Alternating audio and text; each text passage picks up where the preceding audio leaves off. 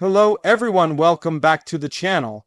Today we're diving deep into one of the most shocking developments from the ongoing war between Russia and Ukraine, the massive strike that set Russia's crucial lifeline to Crimea ablaze.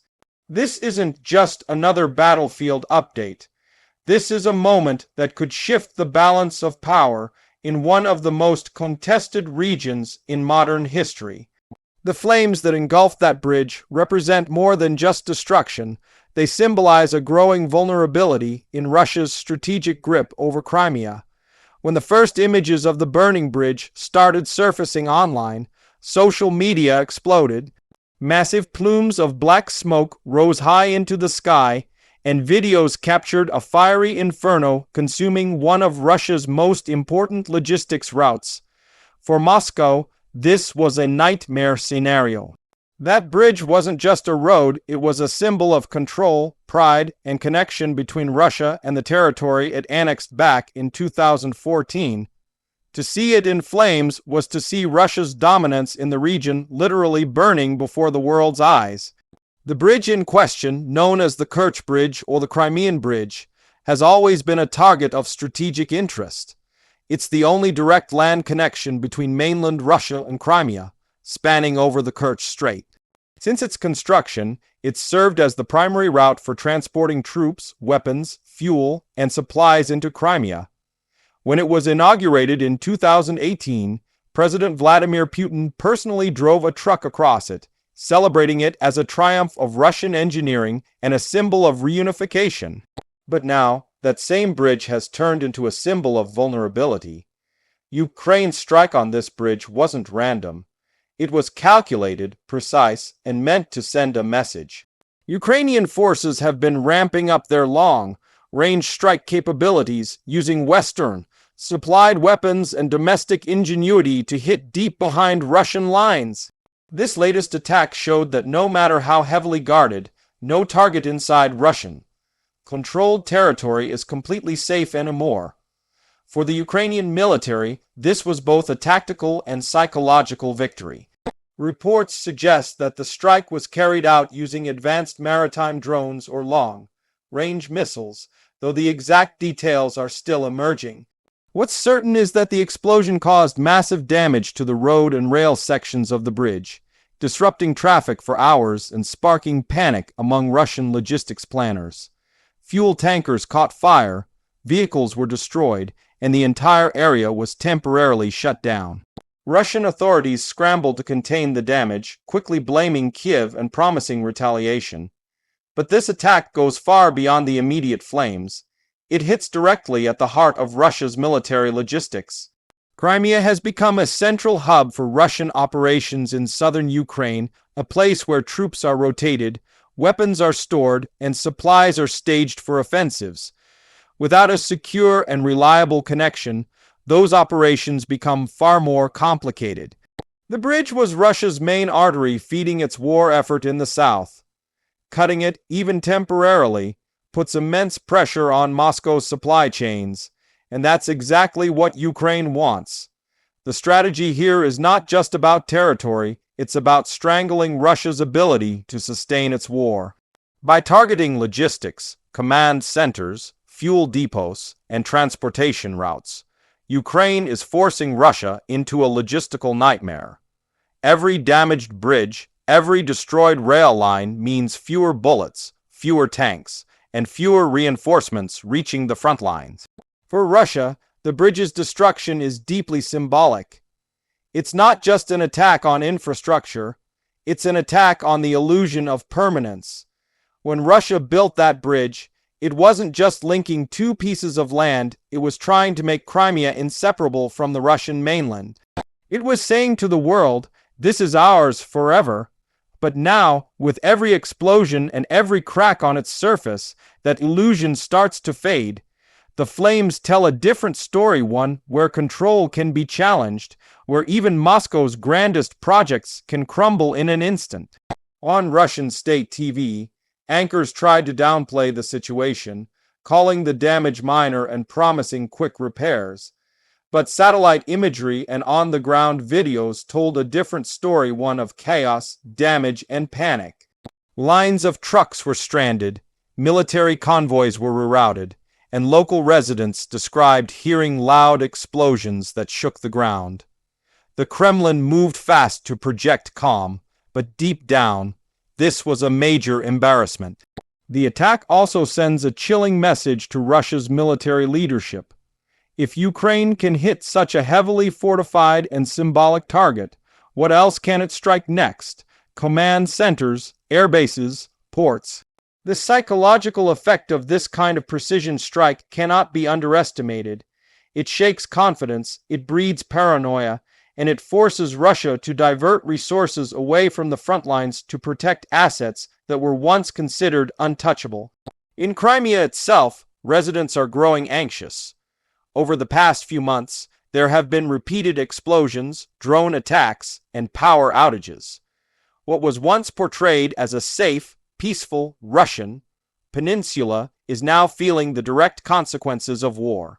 Many Crimeans who once believed they were insulated from the conflict are realizing that the front has reached their doorstep. The Kerch Bridge attack only deepens that fear. Ukraine, on the other hand, has been careful in its official statements. Kiev rarely claims responsibility directly, maintaining a kind of strategic ambiguity. But Ukrainian officials and media outlets have hinted that such operations are part of a broader plan to liberate Crimea and undermine Russian occupation forces. For them, this is justice served a reminder that Crimea is still Ukrainian territory under international law, and every explosion brings them closer to reclaiming it. The timing of the strike is also important. It comes at a moment when Russia is trying to consolidate control and reinforce its southern defenses ahead of winter. Destroying or damaging the Kerch Bridge at this point complicates those efforts. Supplies have to take longer, more vulnerable routes through occupied territories, increasing the chances of interception. Every additional mile means more strain on Russia's already stretched logistics system. Internationally, the strike drew mixed reactions. Western nations largely viewed it as a legitimate act of war against a military supply route, while Russia condemned it as terrorism. But beyond the political statements, one thing is clear: the world is witnessing a new phase in this conflict. Ukraine is not just defending, it's taking the fight directly to Russian-held territories with precision, audacity, and confidence. For the Ukrainian people, this was a moment of pride.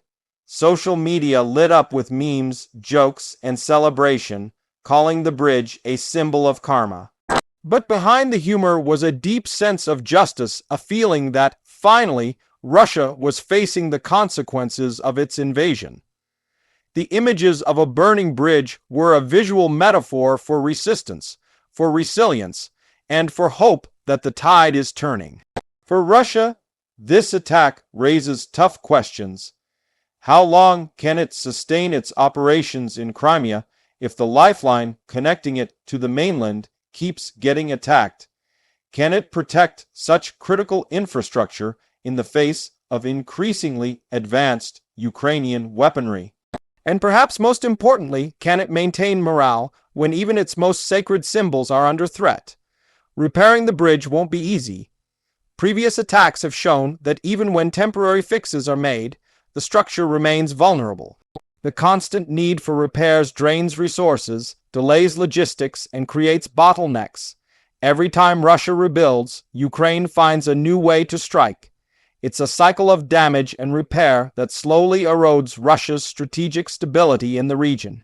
As night fell after the attack, the glow of the flames reflected off the waters of the Kerch, straight a haunting reminder of the stakes of this war. The bridge that once stood as a triumph of Russian engineering now stands as a scar of war, visible to all who pass by. For those watching from afar, it's a symbol of defiance, proof that no empire, no matter how powerful, is invincible. The next few weeks will be crucial. Russia will likely respond, perhaps with missile strikes or escalations across the front lines. But the strategic impact of this attack will linger. It forces Russia to reconsider its defensive priorities, its logistical plans, and its long-term presence in Crimea. Ukraine, meanwhile, has shown the world that it can reach deep into enemy territory, challenging one of the most fortified regions under Russian control. This war has always been about more than land. It's about identity, sovereignty, and resilience. For Ukraine, every successful strike is not just military progress. It's a statement of existence. It's a way of saying, we are still here, we will not be erased. The burning bridge is a visual echo of that message. And for the world watching, this is another reminder that the conflict in Ukraine remains as volatile and consequential as ever. The flames in Crimea aren't just a local story, they represent the struggle between freedom and domination, between occupation and resistance. Each explosion reverberates far beyond the battlefield, shaping the geopolitical future of Europe and the world.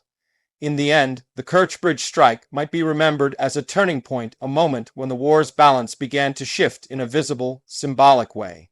It exposed vulnerabilities that Russia tried to hide and showed the effectiveness of Ukraine's evolving strategy.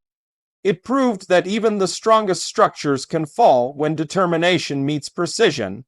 The story of this burning bridge will be written in history books as more than just a military event.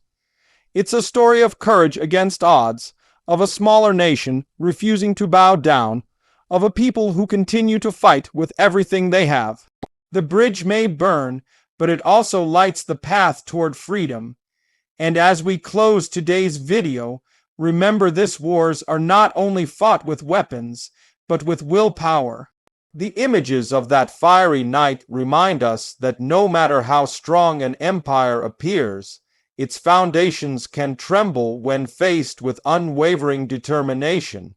Ukraine's message is clear. The fire of resistance still burns bright. Thank you all for watching. If you found this breakdown insightful, make sure to hit that like button, share your thoughts in the comments, and subscribe for more deep analyses of world events that are shaping our future. Until next time, stay informed, stay strong, and never underestimate the power of truth in a world on fire.